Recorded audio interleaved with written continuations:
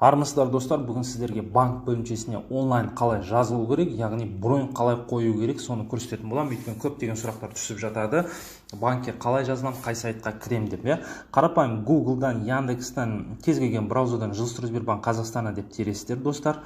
Міне банктың ресми сайты міне шыға келеді. Ең бірінші міне официальный сайт. Осы официальный сайтқа кіресіздер, яғни банктың ресми сайтына. Уақыттарыңыз болса, бұл жерден міне толыққанды мына жерден міне ақпарат оқып шықсаңыздар болады, қандай бағдарламалары бар, не банк бұл деген сияқты да. Осыны қарап шықсаңыздар да болады достар. Ары қаратай міне жазылу үшін міне мына стрелканы былай басамыз міне. Яғни мына нұсқаулықты міне записаться в отделение банк онлайн. Яғни міне жазылу, записаться деген кнопканы басамыз. Басқан өңге мына жерде өздеріңіз ережелерімен танысып алсаңыздар болады.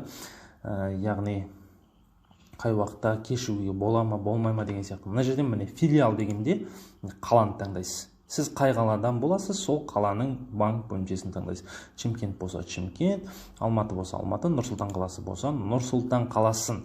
Ары қаратай банк бөлімшесін таңдайсыздар. Құрметті достар, Астана қаласында 4 негізгі банк бөлімшелері бар. Басқаларының бәрі кеңес беру орталықтары болып саналады. Қажымқан 12, Сығанақ 29, Бейбітшілік 25, Қошқарбаева 26. Өзіңізге қай бөлімше жақын, сол бөлімшені таңдайсыздар. Мысалы, Қошқарбаева 26. Ары қаратай цель обращения достар. Яғни қандай мақсатпен сіз банкке жазылайын деп жатырсыз, соны көрсетесіз.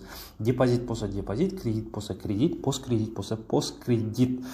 Енді қараңыздар, депозит деген таңдайтын болсақ, бұл жерде депозитті ашудан бастап депозитті жабуға дейінгі операциялар таңдасаңыздар да болады.